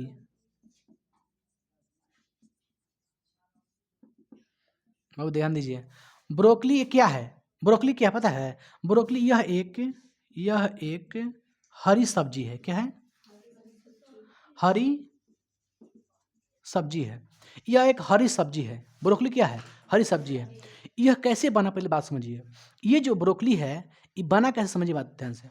पहले जंगली गोभी होते हैं, क्या होते हैं, जंगली गोभी। गोभी हम लोग जो खाते हैं ना, ये प्रकृति ने स्वयं नहीं दे दिया है उसको हमने रोपा है, उसको हमने खुद उगाया है। मतलब प्रकृति की चयन किया, उसको चयन करके हमने उसको उगाया है, तब हम खा रहे हैं फूल गोभी को। जो सफ़ेद भाग देखते हैं ना आप, उसको हम खुद रोप के हम खुद उगाते हैं तब खाते हैं। हमारे कहने का मतलब ये है कि जंगली गोभी जो होता है, तो जंगली गोभी तो ऑलरेडी हो गया, वो तो पृथ्वी ने खुद उसको उगाया, हमने नहीं उगाया, पृथ्वी ने स्वयं उसको उगा दिया। तो जो जंगली गोभी है, जंगली गोभी के ही जो कुछ भाग होते हैं, जो हरा पत्ता होता है, हरा भाग, जो उसमें हरा भाग होता है वो काला काला होता है, कुछ कुछ उसमें सब कलर होता है ना, सफ़ेद हरा, जो जंगली गोभी होता है। तो जंगली गोभी में से हरे वाले भाग की जो कली होती है, कली को हमने तोड़ के उसको और उसको रोप दिया, और रोपने के बाद हमने क्या पाया, ब्रोकली। ब्रोकली क्या है, क्या ब्रोकली एक कह सकते हैं कि मतलब स्वयं इसको प्रकृति ने दिया ना, इसको कैसे बनाया गया है, प्राकृतिक कृत्रिम चयन से। कैसे, कृत्रिम चयन से। कृत्रिम चयन का मतलब क्या है, समझ रहे हो बात को। कृत्रिम चयन का मतलब ये ना कि हम बननी ना, हम तो सिर्फ उस जंगली गोभी को लाया, उसका कुछ भाग जो अथी है ना, जो उसका तना है, तना का तोड़ के उसी को रोप दिया हमने, तो क्या बन गया, ब्रोकली बन गया। एकदम प्योर ग्रीन होता है, हरा होता है ब्रोकली। या कैसा होता है पता है, गोभी खाए ना आप लोग, गोभी जैसा होता है। देखिएगा ब्रोकली बेचता है मार्केट में जहाँ हमारी ये सब्जी बेचता है, वहाँ पे सब रखता है, गोभी वोभी सब रखता है। वो देखिएगा हरा होता है गोभी के जैसा। ब्रोकली कैसा होता है, हरा होता है। इसे कैसे बनाया गया, तो आप समझिए, यह जंगली, यह लिख दें,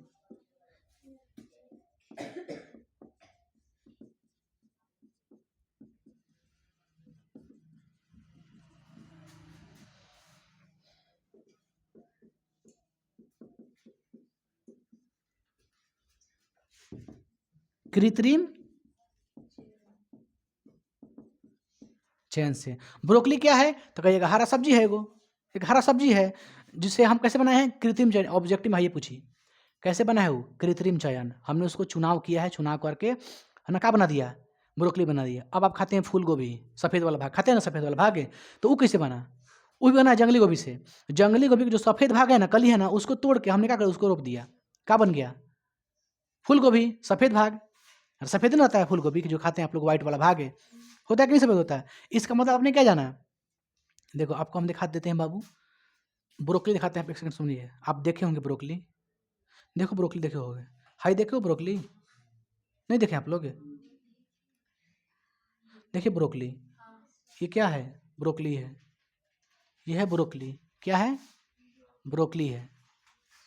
अब फूल गोभी ना है, फूल गोभी नहीं है बाबू, अरे फूल गोभी है लेकिन कैसा है? ग्रीन है। इसी कैसे हो जाएगा? सफ़ेद हो जाएगा। इसी में कैसे हो जाएगा? पत्ता गोभी हो जाएगा। ओके, पतैया तोड़ के रोप दो तो क्या होगी? पत्ता गोभी। सब का सब किससे बना है? ब्रोकली हो, फूल गोभी हो, पत्ता गोभी हो, कैबेज पत्ता गोभी हो, किससे बना है? जंगली गोभी से बना है टोटल। ऐसा सब कैसे बना है? तो कहिएगा कृत्रिम चयन से। कैसे कृत्रिम? माने हमने चयन उसका किया, हमने स्वयं चयन किया जंगली गोभी से ही, तूड़ा उसको घोंप दिया, रोप दिया, काम खत्म। बात समझे? समझिए।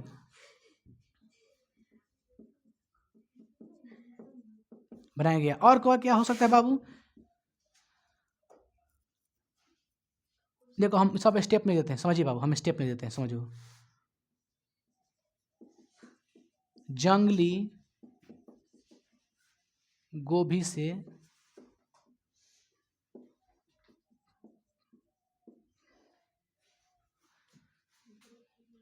से कृत्रिम, समझो, कृत्रिम चयन से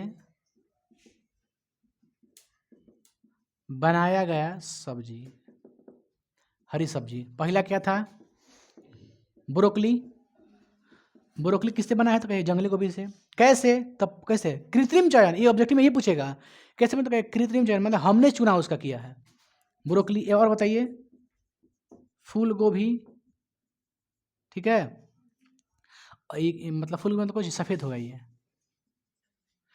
सफ़ेद पत्ता से बना होगा, सफ़ेद कली से। छोड़ दो ना, ये फूल गोभी हो गया ना। और क्या होता है? पत्ता गोभी, पत्ता गोभी, ये सब किससे बना है? 1 2 3 पत्ता गोभी, ठीक है ना। सब क्या है? जंगली गोभी से प्राप्त किया गया ना। उसका अलग अलग भाग को तोड़ तोड़ के हमने उसको उगा कर देखा, तो कोई सफ़ेद बना, तो कोई पत्ता बना, तो कोई ब्रोकली बना।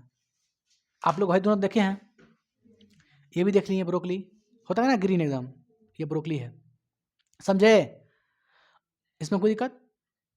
तो जंगली गोभी से ही हम प्राप्त करते हैं ब्रोकली। तो ब्रोकली क्या है? तो ये हरी सब्जी है। कैसे बनता है? तो कृत्रिम चयन।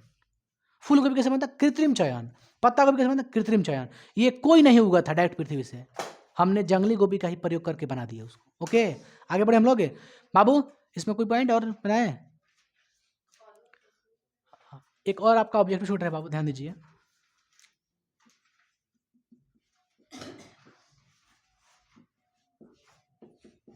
पौधों और पशु के कोशिकाओं, आ रहा है, देखो तो आ रहा है बाबू, कोशिकाओं का अध्ययन को कोशिका विज्ञान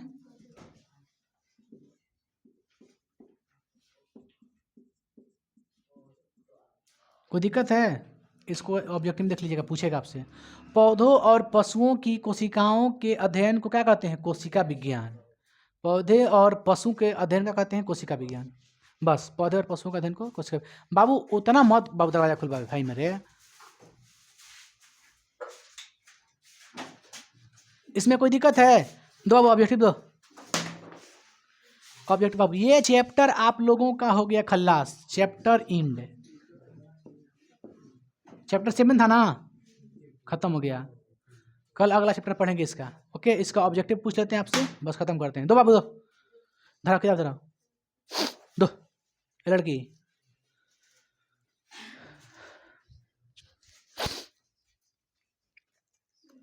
है ये ना, है अनुवांशिकता एवं विकास। कह रहे हैं कि एटवाइज में क्या है बाबू, का अर्थ क्या है? संतति में उन जनकों के गुणों का आना, संतति में जनकों के गुणों का नहीं आना, संतति में पूर्वजों के गुणों का आना जो जनकों में नहीं है। इनमें से सभी क्या होगा?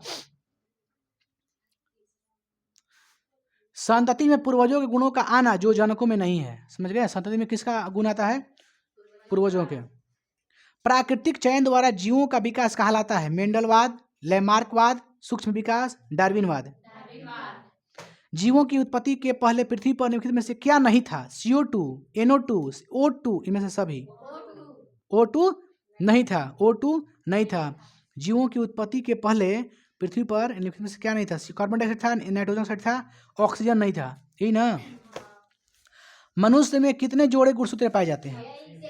23। कीटों के पंख, चमगादड़ के पंख किस तरह के अंग है? समजात, अवशेषी, समृद्धि। समृद्धि मतलब क्या होता है? इनमें से कोई नहीं, बताइए इसका आंसर बताइए। कीटों का पंख, चमगादड़ का पंख, बताओ बाबू। असमजात को समृद्धि कहते हैं, लिख दीजिए ना कहीं, आप लिख लीजिए वहां पे। असमजात को क्या कहते हैं? समृद्धि। कर दीजिए तो फिर घबरा दीजिएगा एग्जाम में। सुनिए एक बात दिमाग लगे, सेट दिमाग कीजिए सेट। इसका जो इंग्लिश याद किया है उसको दिक्कत नहीं होगा, हम बार बार यही बात बोलते हैं आप लोग से। जो असमजात पढ़ा है तो उसका इंग्लिश याद है एनालोगस। क्या कहते हैं? एनालोगस। तो इंग्लिश में तो चेंज नहीं होगा, तो पेपर बाई लैंग्वेज होता है, इंग्लिश में और हिंदी दोनों में होता है। तो आप देखिए नीचे पढ़िए का देवे समृद्धि बुझात नहीं कि इंग्लिश थोड़ा पढ़ के देखिए तो वो एनालोगस है, ये क्या है? असमजात है। तो इंग्लिश आदमी लगा लेता है कोई चीज़ जो भाषा समझ नहीं आता, तो इंग्लिश, इसलिए इंग्लिश आप देखिएगा जरूर एग्जाम में। इंग्लिश चेंज नहीं करता, इंग्लिश एक ही रहता है, इंग्लिश चेंज नहीं करता है। समृद्धि होगा, असमजात क्या कहते हैं? समृद्धि। चलिए आगे बढ़ते हैं। वर्तमान प्राणियों में कुछ संरचनाएं ऐसी पाई जाती है जिनका शरीर में अब कोई उपयोग नहीं कर रह गया है, ऐसे को क्या कहते हैं? अवशेषी। जीन शब्द की प्रस्तावना किसने दी? कौन? इसमें नहीं दिया बाबू, नहीं है, ठीक है। कौन सा वैज्ञानिक मेंडल के नियमों की पुनः खोज से संबंधित है?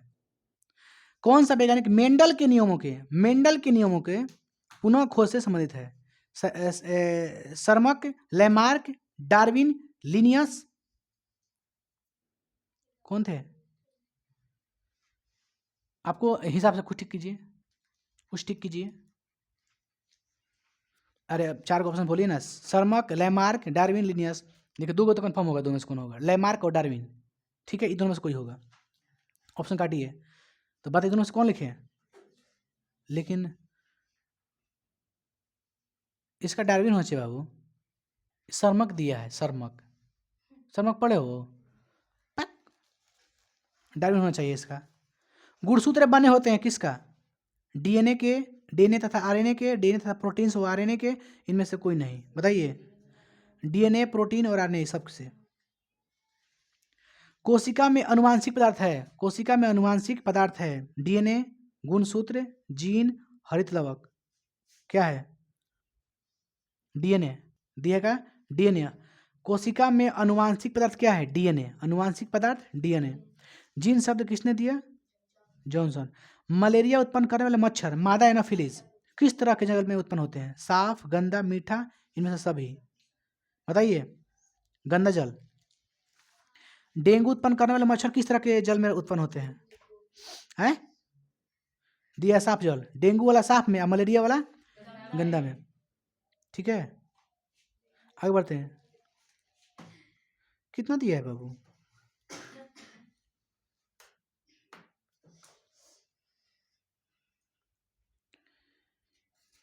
अच्छा, जो साफ जल में है, जो साफ जल में जो मच्छर हो रहा है, इसका मतलब क्या है? अशुद्ध है कि अशुद्ध है? अशुद्ध जल है कि शुद्ध जल है? शुद्ध जल है ना। साफ जल मतलब कुछ शुद्ध जल, गंदा मतलब कुछ अशुद्ध है। तो अगर शुद्ध कर दे कोई दिक्कत है आप लोग को? डेंगू कौची में रहता है? डेंगू मच्छर, डेंगू फैलाने वाला साफ में, अब मलेरिया फैलाने वाला गंदा में, बस। समजात अंग का उदाहरण क्या है? हमारा हाथ, कुत्ते के अग्रपाद, हमारे दांत तथा हाथी के दांत, आलू, घास के ऊपरी मुस्तरी, उपरोक्त सभी, बताइए। हमारा हाथ, कुत्ते के अग्रपाद, अगर मतलब अग्र हाथ, जो है ना गुण, वही। विकासीय दृष्टिकोण से हमारी किससे अधिक समानता है? चीन के विद्यार्थी, चिंपैंजी, मकड़ी, जीवाणु।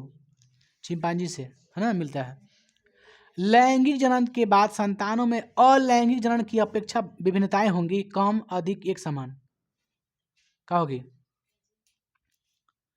लैंगिक जनन के उपरांत संतानों में, लैंगिक जनन के बाद संतानों में अलैंगिक जनन की अपेक्षा विभिन्नताएं होंगी, कम, अधिक, एक समान। अधिक क्या होगी? अधिक, याद कर लीजिएगा। एक और इंपॉर्टेंट क्वेश्चन पूछ रहे हैं आपसे, मेंडल ने अपने प्रयोग के लिए किस पौधे का चुना? मटर का। देखिए कब पूछा, 19 में, 20 में, 22 में, है ना। फर्स्ट सेकंड दोनों में 20 में, फिर 23 में पूछा है। 24-25 में नहीं पूछा है, समझ के 26 में पूछ सकता है। फ्रेडरिक मिशर ने न्यूक्लिक का नाम किसने दिया? फ्रेडरिक मिशर ने न्यूक्लिक नाम किसे दिया? न्यूक्लिक नाम किसे दिया? नाभिक अम्ल, सल्फ्यूरस अम्ल, HNO3 या फिर HCl, किसको दिया? नाभिक अम्ल, न्यूक्लिक एसिड, नाभिक अम्ल, न से नाभिक न से न्यूक्लिक, याद रखिएगा, काम करेगा। किसने प्रमाण दिया था कि जीन गुणसूत्र का भाग है? जॉनसन, ग्रिफिथ, है ना, WS सट्टन, मैककार्टी, कौन थे बताइए? सी दिया है, T बोवेरी, WS सट्टन, 20 नाम है, पूछा नहीं कभी। प्रत्येक गुणसूत्र 2 कुंडलित धागों का बना होता है, जिसे कहते हैं, हाँ इंपॉर्टेंट है, प्रत्येक गुणसूत्र 2 कुंडलित धागों का बना होता है, जिसे कहते हैं अर्ध गुणसूत्र, क्रोमोस्टैम, गुणसूत्र बिंदु, इनमें से कोई नहीं, बताइए, इंपॉर्टेंट है बाबू, एग्जाम में पूछ सकता है। अर्ध गुणसूत्र है, अर्ध है ना, कैसे सुनो, आधा गुण इसका मिलता है, आधा गुण उसका, जो होता है ना गुणसूत्र है, क्रोमोसोम, तो 22 इसका 22 उसका, इसे ही कहते हैं आधा आधा जो मिलते हैं, इसे कहते हैं अर्धसूत्री विभाजन। क्या कहते हैं? अर्धसूत्री विभाजन। तो याद रखिए, जो 22 + x जाता है, 22 + x है तो कितना, 44 × 2 = 46 हो जाएगा ना। तो इसी कहते हैं जो आधा आधा जा रहा है ना, आदमी से आधा, महिला से आधा, जो समान होता है क्रोमोसोम, तो आधा आधा जो आ रहा है उसी को बोलते हैं क्या? अर्धसूत्री विभाजन। तो अर्ध से याद रखिएगा, अर्ध से, अर्ध गुणसूत्र लिखल बा, अर्ध गुणसूत्र, अर्धसूत्री विभाजन कहते हैं इसे। विकास के आधार पर निम्नलिखित में से किसका शारीरिक विकल्प है? जीवाणु, मकड़ी, चिंपैंजी, मछली, बताइए। चिंपैंजी। द प्रसिद्ध पुस्तक द माइक्रोग्राफिया किनके द्वारा लिखी गई? Robertson, brown, Darwin, Robert Hooke. दिया है रॉबर्ट हुक। रॉबर्ट हुक कौन थे? जिन्होंने कोशिका के मृत कोशिका खोज किया था। आगे बढ़ते हैं। निम्न में से कौन बौने पौधे को दर्शाता है? बौना पौधा को दर्शाता है। Capital T, small T, small T, capital T, दोनों स्मॉल टी, दोनों कैपिटल टी, दोनों स्मॉल टी। कौन सा अभिलक्षण वंशागत नहीं है? आंख का रंग, चमड़ी का रंग, शरीर का आकार, बाल की आकृति। वंशानुगत नहीं है। चमड़ी का रंग, चमड़ी का रंग दिया है, चमड़ी का रंग वंशानुगत नहीं है। आंख का रंग चल जाता है, ठीक है। और शरीर का आकार, लंबाई है तो लंबाई चल जाएगा, लेकिन चमड़ी का रंग क्या हो जाएगा? वंशानुगत नहीं होता है। सुनिए कैसे, फिनोटाइप देखते हैं ना, फिनोटाइप आकार दिखाता है, लंबाई है कि छोटा है कि मोटा है, क्या है बाहरी वाला। याद रखिए, जो चमड़ी का रंग होता है ना, वो क्या होता है? वंशानुगत नहीं होता। हो सकता है कि गोरा से काला, काला से गोरा, कुछ भी हो जाए, वंशानुगत नहीं होता है। आइए, द्विसंकरण क्रॉस के फलस्वरूप उत्पन्न पौधों का फिनोटाइप अनुपात क्या था? द्विसंकरण क्रॉस के बाद फिनोटाइप, जीरो ना, फिनोटाइप 3-1, 9-3-3-1, 1-1, 1-2-1, 9-3-3-1, ठीक है। स्त्रियों में लिंग गुणसूत्र होते हैं XX, XY दोनों। पुरुषों में लिंग गुणसूत्र होते हैं XX, XY दोनों। सुनिए, जैव विकास के सिद्धांत की परिकल्पना किसने किया? जैव विकास के परिकल्पना किसने किया? डार्विन ना। कहाँ गया डार्विन? डार्विन था, हम बोल रहे जैव विकास जनक वही रहा ना। चलिए, मनुष्य का वैज्ञानिक नाम? Homo sapiens. मानव का उद्भव कहाँ हुआ था? अफ्रीका में, ठीक है। चमगादड़ एवं पंछी के पंख किस प्रकार के अंग है? समरूप, समजात, संवरित, जीवाश्म। संवरित। प्राकृतिक जैव विकास का ही तो वही है। वंशागत नियमों का प्रतिपादन किसने किया? वंशागत नियमों का प्रतिपादन किसने किया? चार्ल्स डार्विन, रॉबर्ट हुक, जेसी Bose, Gregor John Mendel.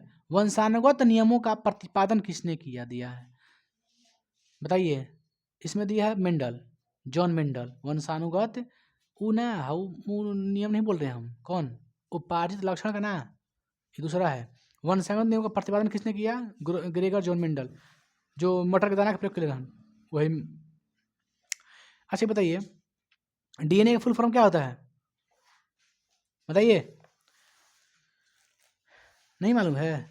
Deoxy ribo nucleic acid, deoxy ribo nucleic acid, चाहे रिबो न्यूक्लिक एसिड कहिए। कान के निचले हिस्से को क्या कहते हैं? कर्णपाली, कर्णरक्षक, कर्णपोशी, कर्णधार। कर्णपाली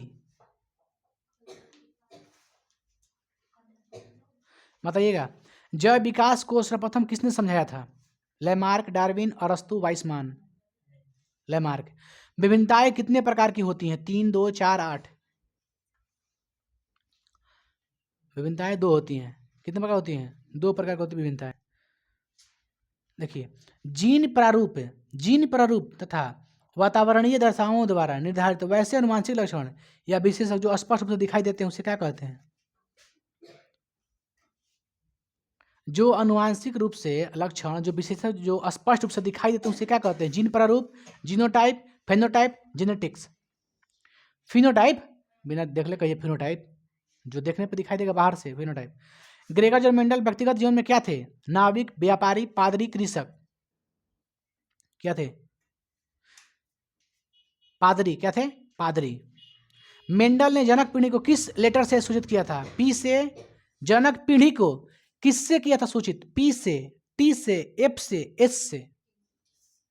किससे? टी से। किससे? बौरा कहीं टी से किया था। किससे किया बताओ? जनक पीढ़ी बोला है। मेंडल ने जनक पीढ़ी को किस लेटर से किया था? हम पढ़ाए थे आप लोग को, एफ लिखे थे, एफ। याद करो। नहीं बोलते प्रथम पीढ़ी नहीं, द्वितीय पीढ़ी में एफ है। हम वो तो बड़ छोट में ना, बौना में लंबा में लिए था टी। लेकिन ये पूछेगा नहीं आपसे। आगे बढ़े।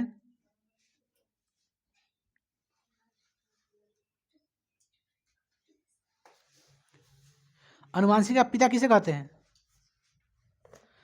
अरे अनुवांशिकी का पिता किसे कहते हैं? जनक। मेंडल ना। तब किसके मत अनुसार जीवों में प्रजनन के द्वारा अधिक से अधिक संतान उत्पन्न करने की क्षमता होती है? किसके अनुसार? डार्विन के द्वारा, मेंडल के द्वारा, हेल्डेन के द्वारा, अरस्तु के द्वारा? बताइए। मेंडल के द्वारा। अधिक से अधिक जीवों के 16 को ले रहे, अलग अलग भिन्न भिन्न बतले रहे ना, बतले रहे द्वीप संकरण में। अगर आओ द्वीप संकरण 4 संकरण करते तो 16 साल में 256 को जीते क्या लिए? मेंडल के अनुसार। मेंडल के नहीं रहे ना वो।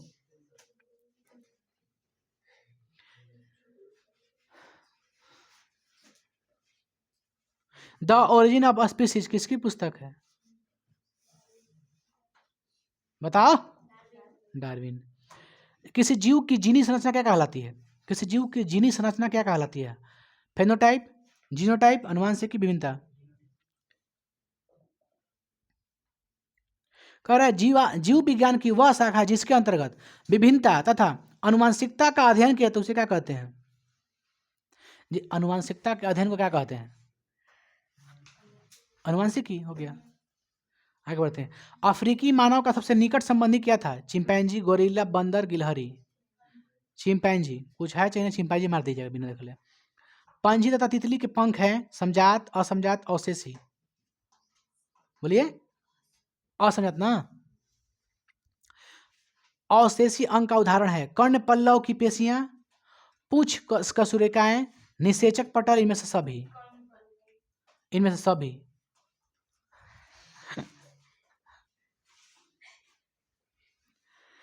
निम्नलिखित में से कौन सा अवशेषी अंग मानव में पाया जाता है? रीढ़ की हड्डी, अंगूठा, नाक, अपेंडिक्स। अपेंडिक्स। ठीक है। न्यूक्लियस शब्द किसने दिया था? एकदम याद करो इसको। न्यूक्लियस शब्द किसने दिया था? रॉबर्ट हुक, रॉबर्ट ब्राउन, प्लाउड, विर्चाउ। रॉबर्ट हुक पता नहीं ना, जस्ट पहले इससे। मानव शरीर के कोशिका में कितने जोड़े गुणसूत्र होते हैं? 23। मानव युग्मक में लिंग गुणसूत्रों की संख्या कितनी होती है? मानव युग्मक में लिंग गुणसूत्र की संख्या कितनी होती है? एकदम इंपॉर्टेंट है। मानव युग्मक में लिंग गुणसूत्रों की संख्या कितनी होती है? 1, 2, 3, 4 बताइए।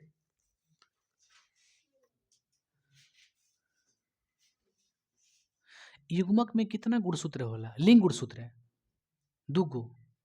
कौन?